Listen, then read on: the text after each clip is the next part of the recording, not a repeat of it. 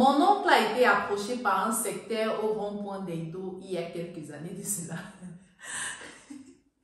Mon oncle en question, il est handicapé, il a un pied plus court et plus mince que l'autre. Donc du coup, là au rond-point d'Edo, ils vendaient les biscuits, enfin tout ce que vous voyez souvent sur les petites tables biscuits bonbons, toujours au gros tas là. Et puis à côté, ils vendaient les fruits, les pommes et ils pélaient également les oranges qu'ils déposaient à côté. Il avait un peu de tout, comme ils ont l'habitude de dire. Donc il y avait ce monsieur qui venait constamment là-bas pour lui acheter des fruits. Et vous savez, quand généralement tu as quelqu'un qui te laisse souvent les pourboires, tu l'appelles patron. Du coup, mon oncle appelait, quand mon oncle le voyait, il se levait toujours genre, oh patron, patron, patron, sachant que le monsieur allait toujours lui laisser 1, 2 000, 3 000. Et le monsieur faisait l'effort de venir au moins 4 fois par semaine pour lui acheter. Enfin, il vient prendre un chewing-gum, il lui tend 2 000, il part, il ne prend pas la monnaie. Demain, il lui tend 5 000, il ne prend pas la monnaie et tout. Il prenait souvent des nouvelles des enfants. Parfois, il venait avec des sacs de trucs, des petits trucs, genre, allait donner ça à vos enfants et tout. Donc, un jour, mon oncle a eu la curiosité de dire, hé patron, vous êtes tellement gentil, voici le supermarché derrière moi. Pourquoi est-ce que quand vous venez, vous n'entrez pas au supermarché faire vos achats? Franchement, je suis très flattée de voir que au lieu d'aller au supermarché faire vos achats, vous vous arrêtez pour faire vos achats chez moi. Ça me flatte beaucoup. Vous encouragez les plus pauvres comme les nous. Vous ne m'humiliez pas comme d'autres personnes parce que généralement, quand les gens viennent ici, ils nous regardent de travers. Et le monsieur en question a dit à mon oncle, est-ce que tu ne peux même pas savoir combien je t'envie? Mon oncle dit, mais grand, comment est-ce que tu viens sur mon comptoir? Tu vas encore seulement te moquer de moi, grand. Ouais, grand.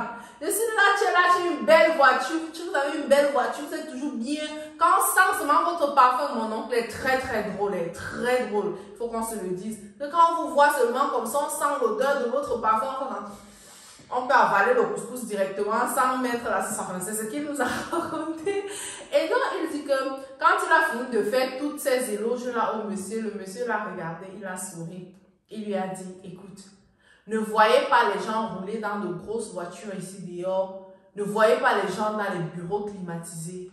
Parfois, la nuit, on ne dort pas. C'est comme si le monsieur avait tellement à dire, il cherchait à qui il allait se confier et que mon oncle lui avait enfin donné la possibilité de se confier. Parce que quand il a dit cela à mon oncle, il a enchaîné avec la confession, racontant tout en fait à mon oncle. Il a tout raconté à mon oncle. Il lui a dit combien c'est tellement difficile pour lui la nuit quand il part pour se coucher, ce qu'il faut faire. Il expliquait. Mon oncle là, pendant qu'il était en train d'expliquer comme ça, là, il dit qu'il cherchait seulement où il a laissé son argent. Que même le pouce ne l'intéressait pas, son pouce ne l'intéressait pas parce que le temps de pousser le pouce avec son pied là, il n'avait pas pouvoir.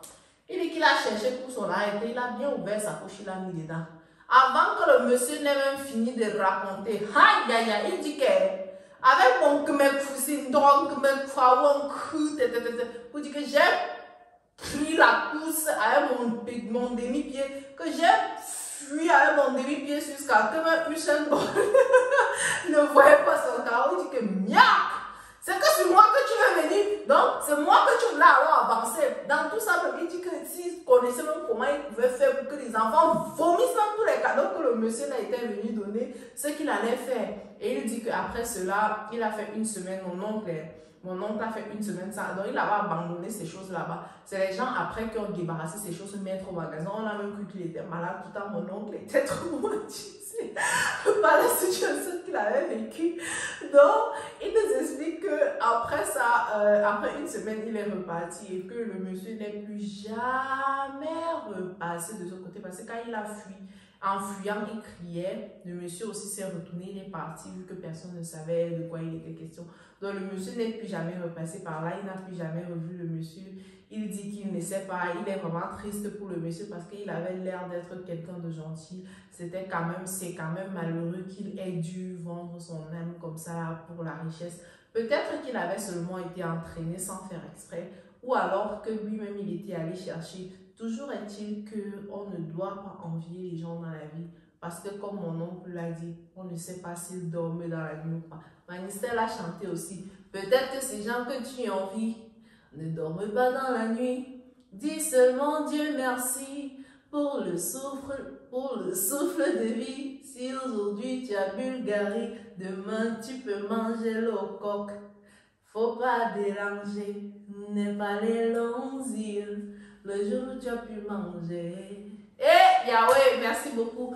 Alors les amis, c'était la petite histoire d'aujourd'hui. On se retrouve demain pour une autre petite histoire. Si tu as une histoire que tu veux partager avec nous, si tu veux la faire en vidéo, en audio ou bien me l'écrire, s'il te plaît, n'hésite pas, ça me ferait plaisir. Prenez soin de vous. La vie n'est rien, mais rien ne vaut la vie. Bisous